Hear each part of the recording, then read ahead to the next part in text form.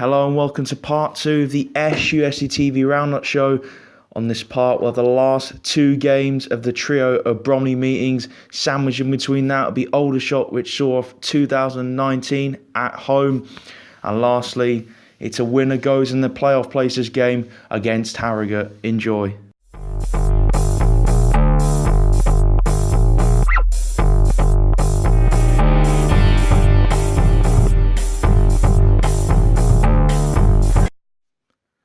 Along with Christmas Eve, Boxing Day is also one of the best days of the year, especially if you're a football fan. We welcomed Bromley to Gander Green Lane on Boxing Day. It was the second of the Bromley trilogy, as also the first of two league games we'll have in Bromley in 6 days. It's also Bromley at Christmas is quite a familiar fixtures, and 2016-17 season we went to their place on Boxing Day. So this was for the second game in a row. Sutton emerged from a tight and largely undistinguished game with a single goal victory. Although they didn't leave it as late as they did at Halifax on the Saturday before. Jamie Collins, who had twice gone close to scoring in the first half, struck the decisive blow early in the second half. And although Bromley, who to that point had appeared quite happy with the goalless scoreline, were a bit more threatening in the closer stages, as the U's were well worth the victory in the end. That keeps them in close touch with the sides above them in the Vanarama National League table. Gimme Toure was given his debut following his Christmas Eve signing and came close to making an instant impact when, with barely 30 seconds on the clock, he managed to create a shooting opportunity on the left edge of the penalty area, but curled a shot just beyond the far post. After that, it was Collins who had the clearest openings, firstly meeting a left wing cross for Nicky Bailey after Bromley had cleared a corner and prodding the ball goalwards from close range, only to be denied by a fine stretching save from David Gregory, and then heading Harry Beatman's corner goalwards and seeing Sam Wood positioned by the post to head off the line. Bromley had a half chance when Jamie Butler lost the ball in a collision with Junior Ogedi Ezekwe, but recovered to grab it just before the Bromley player could find the unmarked Jack Holland in front of an open goal. While one goal mouth scramble ended with a block shot. Generally, though, it was a half that struggled to get going, and the second half began in a similar fashion as the U's had a lot of the ball but struggled to break down a well-organised Bromley defence. Then Jonah Ayunga produced a powerful run on the left that ended with his cross being diverted behind for a corner. Buteman's deep flag kick was headed back from beyond the far post by Bradley Pearce and was met by Collins with a towering header that hit the underside of the bar and fell behind the line before Bromley could clear. Sutton came close for a second goal as Brett Williams had an angled shot turned around the post by Gregory, and substitute Tom Bollerin was first touch after replacing Toure was to bring down a cross from the left and send a shot wide of the right-hand post. And although Bromley used all three substitutes, including Zavon Hines, who had enjoyed success in the past at Sutton as a second-half substitute for Maidstone and Chesterfield, there were few moments when they looked lively to equalise. Marked Anthony Okoye heading a corner just wide from a left-wing corner, their best efforts. However, with 3 minutes to go, there was a huge scare for the U's as Collins slipped in, trying to collect Bailey's pass, and left Joe Quigley, who had been on for little time, more than 5 minutes, clear on goal. His approach lacked conviction though, and Butler did superbly to force him wide so that by the time Quigley could get a shot away, it was from a tight angle and hit the outside the post with Pearce covering on the goal line. Huge game for Sutton, but they got away with that. Butler then saved superbly from Frank Raymond's skidding low shot as Bromley's low pressure came to nothing, and Hughes held on for a second successive league win. Well, during the interview after the match was Matt Gray, new coach that Paul Dossall brought in. So first I'm going to bring you Paul Dossall's thoughts on Matt Gray, and then Matt Gray's thoughts on the Bromley game and how he's finding life at Sutton United. Matty Gray's coming in. He's someone that Ian Baird and myself know really, really well from our Eastleigh days. And Matt was first team coach at Crawley, and Matt is going to be coming in as well as head coach with me and Birdie. So we're going to strengthen the coaching team. We feel that we need that extra coach, certainly to keep bringing the younger players through. and to develop this sort of style of play that we're looking to, to keep going with. Yeah, without a doubt. Obviously, it's my second game since coming into the club, and 2 clean sheets in a row is very pleasing. And I thought we looked pretty comfortable all day, through bodies forward later on. Last 10-15 minutes, they're slightly up the slope, and they were throwing bodies at us, but I thought we defended resolutely and thoroughly deserved another clean sheet and another 3 points. Well, I've worked with Bairdy before. I was assistant for 4 years at Eastleigh under Bairdy, so I've known him many years, a good friend of mine, as well as knowing Doz. I've known Doz years, met Mickey Stevens a few times. So no, I just got the phone call, was it 10 days ago, 2 weeks ago? They're just maybe looking to freshen things up a little bit, freshen the training up, a few fresh ideas. So I'll come in as part of the staff, and I'm looking forward to working with the staff as well as the players. So now time for a second successive home game and also a second successive derby game. As we had Bromley on Boxing Day, and our Aldershot came 3 days later on a cold Saturday afternoon, and Sutton made it 3 wins in a week thanks to 2 goals in the first 6 minutes to give Aldershot too much to do to avoid a 9th successive Vanarama National League game without a win, with the visitors on such a run when Brett Williams scored his first goal to Sutton to give them a 2-goal lead with a little more than 5 minutes gone. There would have been the fear amongst the 400 plus Aldershot supporters, who made great noise by the way, that they were in for a long and hard afternoon. But they showed enough to stay in the game right to the end, making it a more nervous experience for the U's followers than it really should have been in the end. Naming an unchanged side after the Boxing Day win against Bromley, Sutton's aim was to start quickly and try to capitalise on Aldershot's recent struggles, and the approach bore fruit with 2 goals in 6 minutes. Firstly, Harry Buteman put Alex Finney under pressure as he tried to deal with a long ball, and when Finney failed to put enough on his header back to Jake Cole, Buteman's energy and persistence was rewarded as he touched the ball past the keeper into the net. 2 minutes later, Jamie Collins headed a long Jamie Butler free kick down and a cross goal, and Williams produced a perfectly executed low volley on the turn to push his former club into deeper trouble. A 3rd goal after that probably would have ended the game as a contest, but as it was, Aldershot stemmed the flow towards their goal and were back in the game midway through the half, although helped by a large slice of luck as Reece Grant's low shot from outside the penalty area deflected off the challenging Dale Bennett and looped high over the stranded Butler before dropping into net. Kenny Davis had the best chance to extend Sutton's lead before half-time from a free kick 25 yards out, which he floated harmlessly over the bar. But early in the second half came a golden opportunity as the move that had produced the 2nd goal almost paid off again.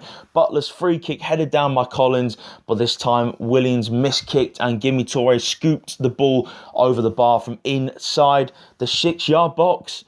Grant, behind the best of Aldershot's attacking moves, ended one darting run with a low shot just wide, whilst at the other end, the U's countered after clearing a free kick. Jonah Iunga bursting clear from the halfway line and managing to get a shot in as Cole and the defender challenged, but the ball rolled wide of the far post with Craig Eastman unable to reach it before it ran out of play. Torre and Iunga made way for Tom Bolarimwa and Brandon Thomas Asante, and the latter came closer, settling users' nerves. The direct run and powerful shot that just went wide. It was an easy end to the game for Sutton United, with a proportion of the 6 additional minutes at the end down to the time Butler took with some goal kicks. But in fairness, the keeper was rarely tested. Matt McClure heading a free kick well wide and Adam McDonald's free kick too high. While a substitution made during those 6 minutes almost yielded a return when Josh Taylor collected Tom Santi's pass but saw his shot blocked. Sutton ended 2-1 victors, and it certainly made Paul Doswell very happy as the U's were really clicking into gear with 3 straight wins. Yeah, I mean, I'm shattered. So I don't know how the players must feel out there. Both sides actually. I thought, for 3 games in 7 days, put on a decent game of football there, and it could have gone either way. 2-0 up in 6 minutes. It looked like we could run away with something. The goal was a big deflected goal, and it gave Aldershot a lot of heart to stay in the game, which they did. And in this game, 98 minutes the game was today. You're always concerned when you've only got a 1-goal lead, but we've fought and scrapped for everything this last sort of 3 games, including Halifax away on a very, very heavy pitch. And then, just a few days later, we're at home, having played on a heavy pitch, and we managed to beat Bromley 1-0, who themselves were in a good run of form at the time. I think they've won again 3-0 today. And, then we came up against an Aldershot side that had 2 or 3 players back, and they had a good start in 11, that's for sure. So it was a fantastic 3 points, but probably a nervous 3 points for everyone watching. 2019 didn't get off to the brightest of starts for Sutton United, as this was the last of a long period of meetings with Bromley, and it had a sense of deja vu about it from the FA Trophy tie in mid-December. Sutton took the lead, but were undone by 2 set pieces to have a 2-1 defeat in the end. So not a great New Year's Day for Sutton. So it was the 3rd season in a row that Sutton and Bromley ended up with a win each, as Jake Goodman's header 2 minutes from time was his first touch of the ball, having come on as a substitute, and it was enough to tip a tight game Bromley's way and gain revenge for Sutton's lone goal success on Boxing Day.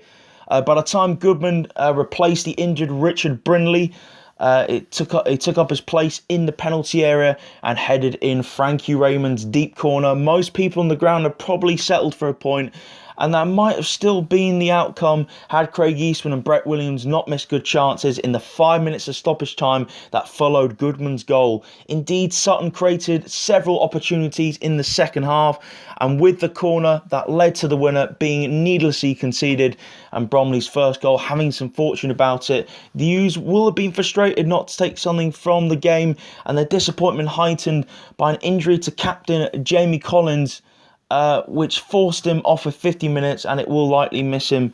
It will likely make him miss the game with Harrogate next up. And also Sutton missed the chance to go up into 5th in the National League. The U's had an excellent start and were ahead after 10 minutes. Harry Buteman did well on the right before chipping in a cross that was headed out as far as Kenny Davis, who seemed to be crowded out but managed to create space to send a low volley into the bottom corner of the net. Jonah Iyengar sent a low shot just wide after some strong forward play and set up Williams for a shot which was curled just wide as the U's continued to have the better of things. But as the half went on, Bromley enjoyed more of the game, and Jamie Butler had to make a fine save to his right to keep out JJ Hooper's shot, got the winner against against Sutton, in the FA Trophy. Mark Anthony Okoye headed over from the resulting corner. As in the FA Trophy game though, Bromley were a threat from set pieces, and when they won another corner 11 minutes before half-time, it produced the equaliser. Although in fortunate fashion, as Okoye's header, which went across goal from Raymond's deep delivery, hit Hooper on the back and diverted past the helpless Butler, with the Bromley striker knowing little about it.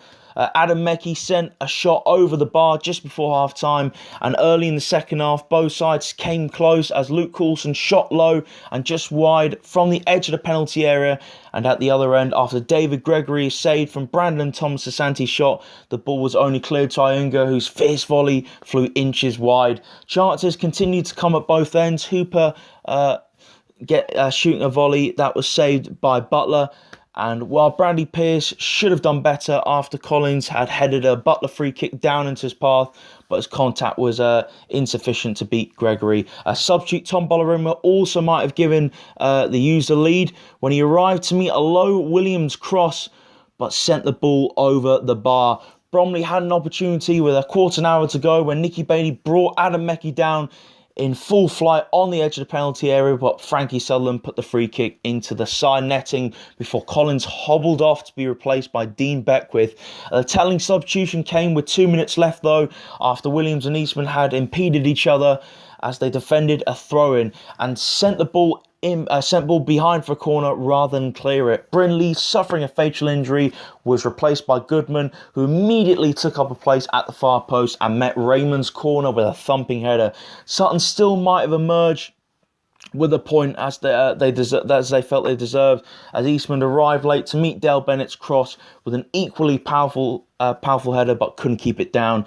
And Williams blazed a volley over the bar after a free kick had fallen to him 12 yards out, while Gregory was grateful to pounce on a Bollerim cross to ensure Bromley had the victory. So here's Paul Dosrell's thoughts after defeat, and he didn't seem too downbeat actually. So here's what he thought. Yeah, I'm not disappointed about tonight. I thought we were outstanding second half, created seven clear-cut chances. Thought Bromley was superb on the night as well. Really good game of football. We changed tactically second half and sat in a bit to try and catch them, and we caught them 6 times. 6 clear-cut chances there to go in front, and then if not, save the game. But the way I look at it, Tony, is we lost probably a point tonight. A draw would have been about right. But we got a win at Halifax and got 3 points when we only deserved the 1. So you take it overall, 9 points from 4 games is a fantastic return from what is a very busy schedule. So the last match review on the Roundup show is against Harrogate Town, a big game for Sutton. They need to get over the disappointment of failing to move into the top 5 with that defeat against Bromley. It left us in 8th, just goal difference outside the playoffs, but we didn't need to rely on other results to get in the playoffs in this game. We just knew a win against Harrogate would get us into the top 7. Sutton did exactly that. They moved into the Vanarama National League playoff zone for the first time since November after a thrilling win in one of the best games on the ground this season. Harry Buteman's goal with 8 minutes to go proved to be decisive, but if he was the match winner on paper, there was equal credit to midfielder Craig Eastman, whose 2 goal line clearances as Harrogate threw everything at the U's in the closing stages were just as significant. Although Sutton deserved their half-time lead, Harrogate had come back strongly in the second half and levelled through superb goal by George Thompson. But it was the introduction of the pace and direct running of Darren McQueen and Brandon Thomas Asante with 15 minutes to go that wrestled back the initiative for the U's and created Beautyman's winner. It took a fine save by Harrogate keeper James Belshaw to prevent the U's taking an early lead, and when Tom Bollerin were starting a National League game for the first time since the draw at Gateshead in mid-November, connected sweetly with a half volley from the edge of the penalty area from a half-cleared corner. Belshaw diving to his right to claw the effort away. The U's were to be denied the lead though, and in the 19th minute, after Josh Fulcum had been penalised for handling on the ground, Beautyman's free kick was met by Jonah Iunga's depth glancing header that directed the ball inside at the far post. Eastman came close to adding a second with a shot deflected just wide, while at the other end, Ross Warner's first 45 minutes since his return from Maidstone were relatively uneventful. One brilliant close range shot from Lloyd Kerry rendered irrelevant by an offside flag, which produced one of the 28 free kicks in the first half. It was Warner's opposite number, Belshaw, who was in action again at the start of the second half, tipping over a shot from Beautyman after Gimme Torre had rolled the ball into his path. But for the next stage of the game, it was the visitors who held the upper hand, and on the hour, Thompson curled a shot from just outside the penalty area that dipped beyond Warner and into the far corner of the net. Warner had to dive bravely at Mark Beck's feet from a low left-wing cross as the visitors looked capable of going on to win the game themselves. But with a quarter an hour to go, Bollerin and Iunga, who had been a handful for the visiting defence throughout, made way for Thomas Asante and McQueen, and the injection of fresh legs gave the U's renewed impetus. Within minutes, McQueen had been skived down by a mistimed tackle from which Kelvin Langmy was booked, and soon Thomas Asante was bursting through the middle before finding McQueen and then continuing his run, so that when McQueen invited the overlapping Dale Bennett to cross, Thomas Asante was in place to glance the ball on, and Beautyman slid in to divert the ball past completely wrong-footed Belshaw to celebrate his 150th Sutton appearance in style. It still might not be in the winner though, as when Warner's punch from a right wing cross landed at Thompson's feet from around about 25 yards out. The winger judged his lob superbly to clear the stranded keeper and was dropping in until Eastman managed to get his head to the ball under the bar. And when the rebound was eventually forced goalwards by Beck from close range, Eastman somehow blocked that on the line as well. It wasn't the last bout of pinball in the Hughes area, as Harrogate's efforts included Belshaw coming up for set pieces. And had they grabbed an equaliser, it would have been hard to say it wasn't deserved. And the celebrations on the touchline when referee Sam Perkins blew the final whistle reflected both the relief at surviving and what a good win this was for the Hughes. It puts us into the top 6 in National League. You know, you had results like Leyton Orient getting beat by Salford, so that closes the gap on Leyton Orient. You had results like Wrexham losing to Dover as well, and Fylde losing away at Bromley. Obviously, Bromley just beat us 4 days before, but they handed us a favour this time. And they could also hand us a favour on a Tuesday night if they beat Wrexham as well. And that'll mean we have a game in hand on Wrexham after that. Also, you got Gateshead Solihull on Tuesday night as well, so we'll certainly be having close eyes on the 2 National League fixtures that are on Tuesday night. But Sutton did their job, that's the main thing, into the top 7 National League, and that's where New Win would move them. But we obviously got that favour off Maynard beating Gateshead, which Maynard actually did to us earlier on the season, which actually moved us out the top 8, and obviously this was the first time we have moved it into the top. Moves out the top 7. That's the first time I actually moved back into the top 7 after that feat. Been stuck in 8 for a while, but we've still been doing well. Obviously, when we've been in 8th, had some good results. Finally, we've got our awards of hard work, getting towards the competing with the top teams in the National League. Again, so here's Paul Doswell's thoughts on that fantastic win over Harrogate. Yeah, fantastic game of football. I thought it was harsh, really, that any team deserved to lose. So I feel a bit for Harrogate in that regard. I think a draw again would have been on a fantastic advert for non-league football, end to end, both teams trying to win the game. I thought you saw 3 quality goals as well today, and you know, without Craig Eastman's brilliant defensive header at the end, it would have been a 4th great goal. So, you know, so hard, as I keep saying, to win in this league, and to get that 3 points today was why we were so pleased at the end. I mean, the crowd were buzzing at the end as well, and I think everyone around the club knew what a big 3 points it was. Fantastic.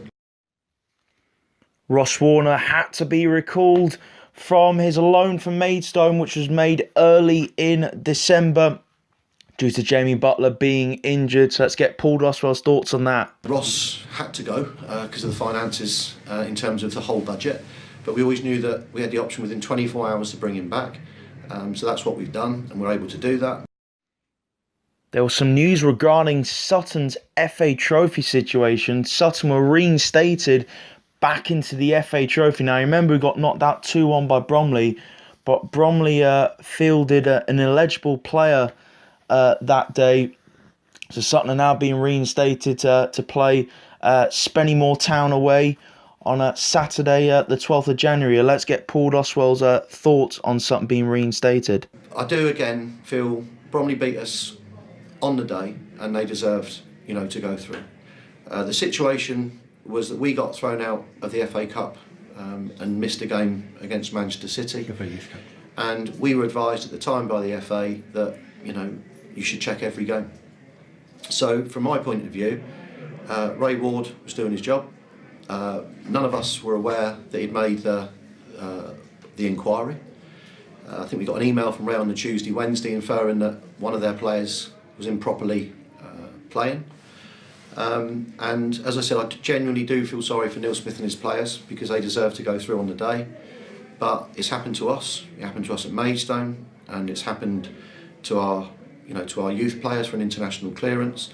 The point I would make is that it's a tough job being a club secretary. No one in the right mind really would want to do it, because there's so many little things that you can get wrong, and it's human error, which, I feel particularly sorry for the Bromley secretary. I don't know him personally. I genuinely feel sorry for him, because it's an error that we've made in the past. Difference is ours probably are volunteers, but nevertheless the pressure's on the likes of Ray Ward and the other secretaries. So Our view is we go to Spennymoor, feel disappointed, I mean that, for Bromley, but we go there, you know, with a chance to progress. Also, another bit of outgoing news, Josh Taylor has gone on loan to Maidstone United. Obviously, Ross Warner just came back from there on loan. He's recalled just Jamie Butler being injured, but we have returned the favour and given then Josh Taylor to get some valuable game time. So that's it for the first edition of the SUFCtv Roundup Show. Like the video, and don't forget to comment down below as well. Subscribe to our YouTube channel. And if you want to see the full interviews that featured in the Roundup Show, then they are on the YouTube channel. Also, follow us on Twitter at SUFCtv, all in upper caps. Also, don't forget to follow us on Mixlr. It's mixlr.com/SUFCtv. You can hear every match day live commentary on there. Also, thanks to Paul Lachlan for his photos that feature on the podcast. Go and drop him a follow on Twitter at Paul Lachlan. And also go to his website as well, paullachlan.co.uk. And you can see all the Sutton United photos from the match days, to some terrific action shots, which I know the players really like, and they're on his Flickr profile. So thanks for listening, and join us next time.